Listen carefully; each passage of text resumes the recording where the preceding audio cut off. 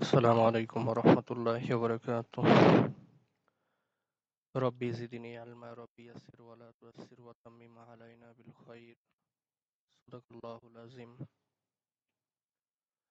আমরা আজকে কিছু বিষয় এখানে দেখব, তার মধ্যে এখানে কয়েকটা বিষয় আমরা যদি প্রথমে কয়েকটা এমসিকিউ দেখার চেষ্টা করি, তাহলে এখানে দুই তিনটা এমসিকিউ আছে, খেয়াল করেন।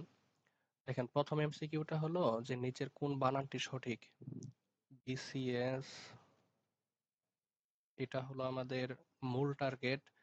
এছাড়া অন্যান্য যত জব পরীক্ষা আছে, দেখবেন এই জব পরীক্ষাগুলোতে এই বানান থেকে প্রশ্ন থাকে এবং থাকবেই, মাস্ট।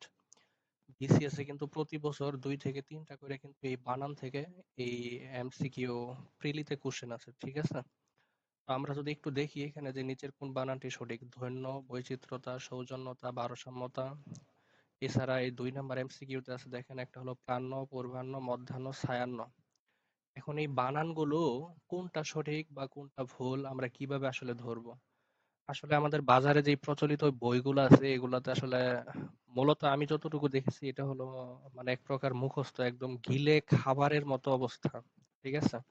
এই মুখস্থ দিয়ে কিন্তু ভাইয়া বা আপুরা বেশি দিন হয়তো মানে ধরে রাখতে পারবেন না, ঠিক আছে। তো আমি কয়েকটা টেকনিক দেখাচ্ছি, একটু খেয়াল করেন। তার মধ্যে যেহেতু এই 2টা এমসিকিউ আসছে, 2টা এমসিকিউ আগে একটু সলভ করার চেষ্টা করি, তারপর ইনশাল্লাহ একটু বাকিটুকু দেখবো। আমরা বেশিক্ষণ আলোচনা করব না, মাত্র কয়েক মিনিট আলোচনা করব, ইনশাল্লাহ এর মধ্যে আশা করি অনেক কিছু বুঝে চলে আসবে। দেখেন, আমি যদি প্রথমটা একটু খেয়াল করি, আমাদের এই যে এই শব্দটা ধন্য, বৈচিত্র্যতা, সৌজন্যতা, ভারসাম্যতা, ঠিক আছে। এখন আমরা কি জানি, দেখেন, আমরা ওই যে পথ নির্ণয় করার সময় আমি নিয়মগুলো পিছনে দেখাবো, লেখা আছে। স্লাইড দিয়ে রিডিং করানোর চেয়ে আমার মনে হয় একটু লিখে বলা ভালো, তাই না? পদের ক্ষেত্রে আমরা কিন্তু 2টা পদ খুব ভালোভাবে জেনেছি। একটা হলো বিশেষ্য আর একটা হলো বিশেষণ, তাই না? একটা হলো বিশেষ্য আর একটা হলো বিশেষণ। এই বিশেষ্য চিনতে গিয়ে আমরা কয়েকটা মানে ট্রিক্স অবলম্বন করছিলাম। একটা হলো জফলা, আরেকটা হলো ত বফলা, আরেকটা হলো তা। শব্দের শেষে যদি এগুলা থাকে তাহলে অবশ্যই সেটা বিশেষ্য, তাই না? আর গুণ, দোষ, গুণ, অবস্থার সংখ্যা, পরিমাণ এগুলো থাকলে সাধারণত বিশেষণ হয়। এছাড়াও আমরা সেই সকল যোগী বলেছি যারা বিশেষ্যকে মডিফাই করে, সেটা বাক্যে ব্যবহারের উপর ডিপেন্ড করবে। কিন্তু আমরা যদি শুধু শব্দ দিয়ে ধরতে যাই তাহলে এই ট্রিক্স গুলো কিন্তু মনে রাখতেই হবে, ঠিক আছে। এখন দেখেন, যদি সেই ট্রিক্স অনুযায়ী আমি যদি একটু এটাকে মুছাই, আমরা যদি সেই ট্রিক্সটাকে একটু এখানে একটু কাজে লাগাই, দেখেন, আমি একটু এখান থেকে বলতেছি, তাহলে ধন্যতা, এখানে হলো ধন্য মানে হলো আমাদের এই যে এখানে লাস্টে দেখেন জফল আছে, তাহলে এটা অবশ্যই কি বিশেষ্য, তাই না? এটা অবশ্যই কি বিশেষ্য। এরপরে দেখেন বৈচিত্র্য, এখানে জফলা ছিল, যেহেতু তা যুক্ত হয়ে গেছে এই জন্য জফলাটা তুলে দেওয়া হয়েছে, অথবা শুধু রফলা দিয়েও কিন্তু বৈচিত্র্য বানান শুদ্ধ, ঠিক আছে। এখন বৈচিত্র্য নিজেই একটা বিশেষ্য, এখন তা যুক্ত করে আবার নতুন করে বিশেষ্য করার দরকার আছে? নাই তো। সেটা বুঝাইতে পারি নাই, মানে বৈচিত্র্য নিজেই একটা বিশেষ্য, তা যুক্ত করে এটা তো আসলে একটা মানে শব্দের বাহুল্য দোষ হয়ে গেল না, বা শব্দের একটা বৈচিত্র্যই নষ্ট হয়ে গেছে, মানে বৈচিত্র্য তা দিয়ে শব্দের বৈচিত্র্যই নষ্ট হয়ে গেছে। এবার খেয়াল করেন, এই যে সৌজন্য, এই সৌজন্য কিন্তু নিজেই একটা বিশেষ্য। তো এর সাথে তা যুক্ত করে আবার আপনি বিশেষ্য করবেন, মানে এটা কি এরকম যে মাইনাস মাইনাসে প্লাস হবে? বিষয়টা তো এরকম না, তাই না? তাহলে সৌজন্য নিজেই বিশেষ্য, আবার তা যুক্ত করে আবার বিশেষ্য করবেন, তাহলে এটা ভুল। এটাও ভুল। ভারসাম্যতা, দেখেন, ভারসাম্য, এই যে জফল আছে, তাহলে ভারসাম্য শব্দটুকুই, শুধু ভারসাম্য এতটুকু কিন্তু হইতেছে আমাদের বিশেষ্য, তা যুক্ত করে আবার বিশেষ্য করছেন, হ্যাঁ, তাহলে এটাও ভুল। তাহলে এটা হলো আমাদের শুদ্ধ। নরমালি অন্য কোনো অপশনে যদি এরকম দেখেন যে ধন্যতা, এটাও কিন্তু ভুল, ঠিক আছে। শুধু ধন্য এটা হলো শুদ্ধ। তার মানে শব্দের শেষে যদি জফলা, ত, বফলা, তা থাকে সেগুলো অবশ্যই বিশেষ্য।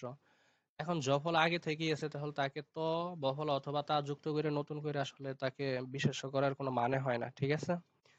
তাহলে এটা গেল এই 2 নাম্বার। আসেন, এগুলা পিছনে নিয়ম আছে, যে এখানে লেখার নিয়ম আছে, হ্যাঁ, আমি নিয়মগুলো একটু পরে দেখাচ্ছি।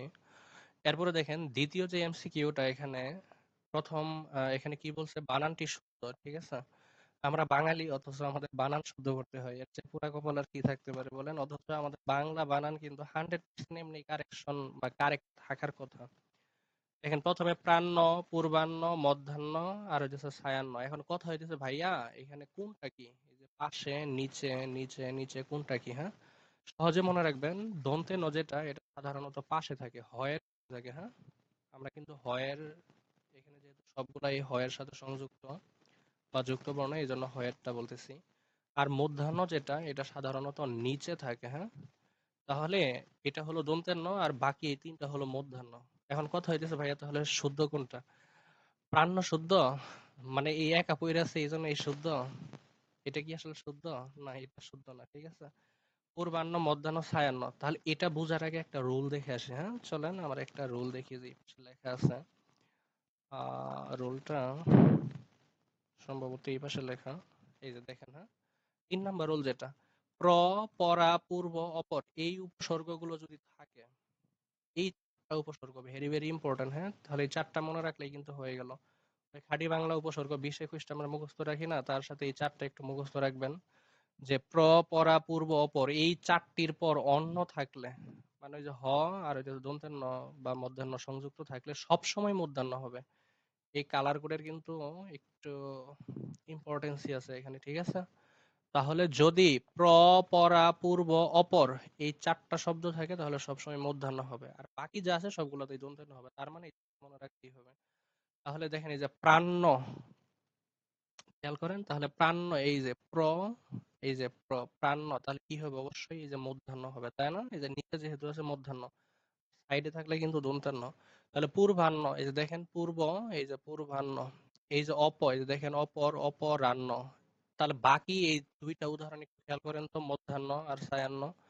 মধ্যাহ্নর কি এই 4টার কোনো আছে একটা? না, তাহলে অবশ্যই এটা দন্তান্ন হবে। ঠিক আছে, তাহলে এটা শুদ্ধ উত্তর কোনটা হবে খেয়াল করেন তো, কোনটা হবে? অবশ্যই এই যে খ নাম্বার হবে। ঠিক আছে, এটা কিন্তু হচ্ছে না, কারণ এখানে কিন্তু মূর্ধন্য হওয়ার কথা। ওই যে প্র, তারপরে অপর, পূর্ব, এগুলো থাকলে মূর্ধন্য হয়, আর মূর্ধন্য মানে নিচে থাকে। তাহলে মধ্যাহ্ন আর হইতেছে সায়াহ্ন। মজার বিষয় জানেন, এই মূর্ধন্য বানান করতে আমাদের বানান কিভাবে লেখা হয় বলতে পারবেন? এখানে কি দন্তের ন নাকি মধ্যাহ্ন? শুধু জফলা আছে, এটা তো জফলা, এটা তো জফলা। শুদ্ধ কোনটা? মানে এইটুকু সামনে থাকবেই। মূর্ধন্য বানান কি আসলে বলেন তো? দন্তের ন জফলা না মধ্যাহ্ন জফলা? কেউ জানলে একটু কমেন্টে জানান। এটা গেল। হ্যাঁ, আমরা আরেকটা এমসিকিউ দেখি। এই দেখেন, এখানে আরেকটা এমসিকিউ আছে, এটা হলো 3 নাম্বার এমসিকিউ। বানান সহজ, অনেক সহজ। ঠিক আছে, কিন্তু আমরা আসলে ভুলে যাই। আমাদের সমস্যা হইতেছে যে রস্যই, সরি, যে ঋষিকার আর হইতেছে দীর্ঘ ইকারের মধ্যে, তাই না? এটাও একটা রুল দেখাচ্ছে, দেখেন। মানে খুব সহজেই মনে থাকবে, এগুলো আসলে আহামরি কঠিন কিছু না। দেখেন, নিচের কোন বানানটি সঠিক নয় বলছে। হ্যাঁ, তার মানে আমরা সঠিক গুলাকে চিনবো এবং সাথে যেটা সঠিক নেই সেটাও একটু জানার চেষ্টা করব। দেখেন, এখানে কিন্তু এই যে সবগুলোর সাথে দন্তের স আর থ, দন্তের স থ, দন্তের স ত, দন্তের স ত যুক্ত আছে। তার মানে এখানে 2টা যুক্ত, একটা হলো দন্তের স, সরি, দন্তের স প্লাস থ, এটা একটা, আর একটা হলো দন্তের স প্লাস ত। এখন কথা হইতেছে ভাইয়া, কোন সময় কোনটা বসবে? হ্যাঁ, মানে একদম সিম্পল একটা কথা মনে রাখেন, এই যে লাস্টে আছে না, এই যে লাস্টের অংশ, এই যে দন্তের স থ আর এই যে দন্তের স ত, এই অংশটাকে বাদ দিবেন। যে এই শব্দগুলো আছে, এই 4টা শব্দ আছে, কয় সেকেন্ড লাগবে? 5 5 20 সেকেন্ড লাগবে, 4 5 20 সেকেন্ড। বাদ দিয়ে দেখবেন যে কোনটা, মানে এই অংশটুকু বাদ দেওয়ার পরে বা এই অংশটুকু বাদ দেওয়ার পরে যেইটুকু বাকি থাকতেছে, আমি যদি এটা একটু দেখাই, এই যে গৃহস্থ, আমি এখান থেকে এই যে এতটুকু বাদ দিলাম, এতটুকু মাইনাস করে দিলাম। ঠিক আছে, তাহলে বাকি থাকলো কি? বাকি থাকলো হলো গৃহ। যদি এরকম করেন, অনুরূপ ভাবে যে আমি যদি এখান থেকে করি ঠোঁট, তাহলে ওই যে দন্তের স বাদ দিয়ে দিব আমরা, মানে দন্তের স ত বাদ দিয়ে দিলাম, এই অংশটুকু আমরা বাদ দিয়ে দিলাম, ডিলিট করে দিলাম। মানে দন্তের স থ আর দন্তের স ত যদি এরকম যুক্ত থাকে, তাহলে প্রথমে আমরা এদেরকে বাদ দিব। বাদ দিয়ে দেখবো যে অংশটুকু বাকি আছে, মানে এই যে এই অংশটুকু আর এই অংশটুকু, যে অংশটুকু বাকি আছে এটা অর্থপূর্ণ কিনা। যদি অর্থপূর্ণ থাকে, তাহলে নিঃসন্দেহে এটা দন্তের স আর থ হবে। আবারও বলতেছি, আমাদের যে সংযুক্ত বর্ণ দন্তের স আর থ, দন্তের স আর থ, এই দন্তের স আর থ আর এই যে দন্তের স আর ত, এই পুরোটাকেই বাদ দিব। বাদ দেওয়ার পরে যেই অংশটুকু থাকবে, সেই অংশটুকু যদি অর্থপূর্ণ হয়, তাহলে নিঃসন্দেহে সেটা দন্তের স আর থ যুক্ত হবে, দন্তের স আর ত হবে না। অনুরূপভাবে একটু খেয়াল করেন, যদি বাদ দেওয়ার পরে অর্থ না থাকে তাহলে সেটা দন্তে স ত হবে। এই যে গ্রস্ত, হ্যাঁ? এই যে গ্রস্ত। তাহলে আমি যদি দন্তে স ত বাদ দেই, এটা মাইনাস। তাহলে আমার বাকি থাকলো কি শুধু গ্র। তাহলে গ্র এর কি কোনো অর্থ আছে? না, তাহলে এই বানানটা কিন্তু সঠিক। আবারও বলতেছি, দন্তে স ত বাদ দেওয়ার পরে অর্থ না থাকলে সেটা দন্তে স ত ছিল, আর যদি বাদ দেওয়ার পর অর্থ থাকে তাহলে সেটা দন্তে স থ ছিল। আচ্ছা, আরো কয়েকটা এক্সাম্পল দেখাই তাহলে ভালো বুঝে আসবে এখানে, হ্যাঁ? এই যে এখানে আছে দেখেন, এই যে ৪ নাম্বার রুল, যে দন্তের স ত আর দন্তের স থ সংযুক্ত অংশটি বাদ দেওয়ার পরে বাকি অংশটুকু যদি অর্থ থাকে, এই যে কালার কোডের কিন্তু ইম্পর্টেন্স আছে, হ্যাঁ? তাহলে সেটা অবশ্যই দন্তের স থ ছিল। অর্থ না থাকলে দন্তের স ত ছিল। যেমন ঠোঁটস্থ, দেখেন তাহলে দন্তের স থ অংশটুকু আমরা বাদ দিলে ঠোঁট অংশটুকু থেকে যায় না? এই যে ঠোঁট, তা এটা তো অবশ্যই অর্থপূর্ণ, কারণ ঠোঁট তো একটা ইন্ডিভিজুয়াল পদ বা একটা শব্দ, তাই না? তাহলে এই জন্যই কিন্তু এটা আমাদের শুদ্ধ বানান, মানে ঠোঁটস্থ শুদ্ধ বানান। আর যদি ঠোঁটস্থ বলেন তাহলে এটা কিন্তু ভুল বানান, কারণ এটা বাদ দিলে কিন্তু আমাদের পরিপূর্ণ অর্থ থাকতেছে।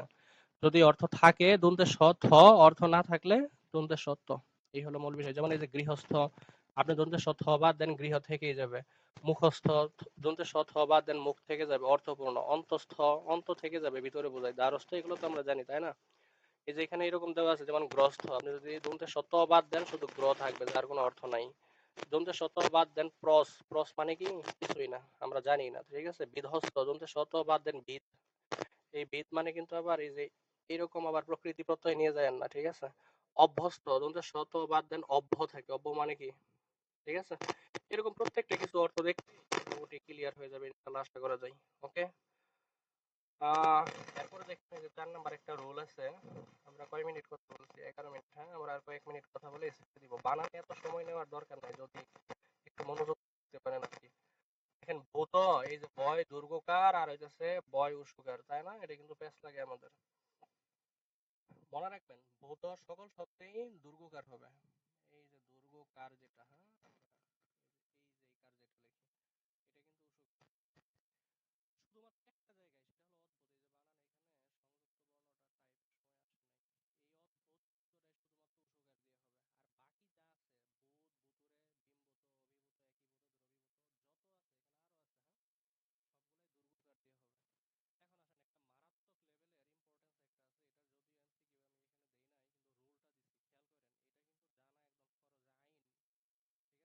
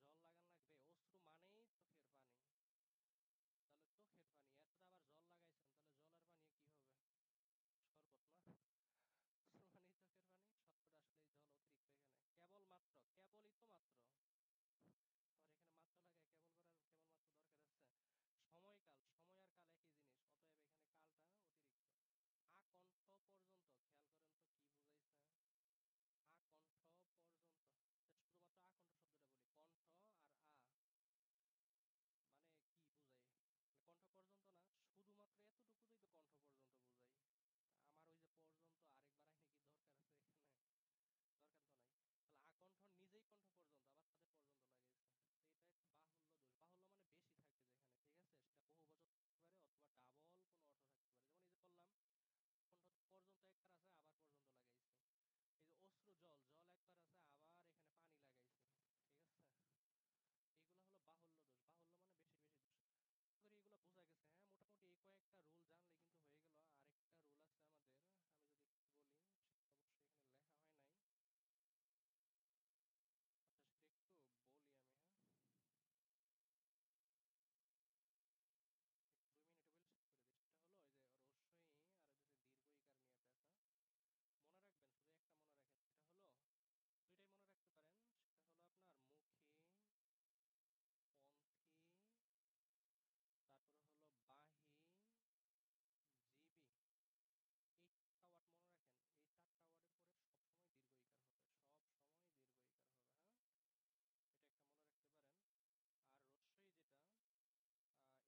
এই যে রস্যই আর হচ্ছে দীর্ঘ ইকার নিয়ে আছে। মনে রাখবেন, শুধু একটা মনে রাখেন, সেটা হলো দুইটাই মনে রাখতে পারেন। সেটা হলো আপনার মুখী, পন্থী, তারপরে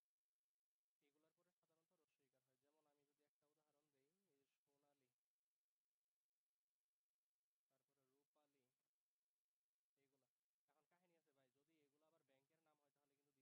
সবসময় দীর্ঘ ইকার হবে, সব সময় দীর্ঘ ইকার হবে। হ্যাঁ, এটা একটা মনে রাখতে পারেন। আর রস্যই যেটা, এটা হলো এই যে কয়েকটা শব্দ মনে রাখতে পারেন: আবলি, অঞ্জলি, এগুলার পরে সাধারণত রস্যইকার হয়। যেমন আমি যদি একটা উদাহরণ দেই, এই যে সোনালী, তারপরে রূপালী, এইগুলা। এখন কাহিনী আছে ভাই, যদি এগুলো আবার ব্যাংকের নাম হয় তাহলে কিন্তু দীর্ঘ ইকার হবে, যেমন সোনালী ব্যাংক হয়ে যাবে। হ্যাঁ, সোনালী ব্যাংক, এটা কিন্তু শুদ্ধ। মানে ব্যাংক ছাড়া শুধু সোনালী, এই যে এটা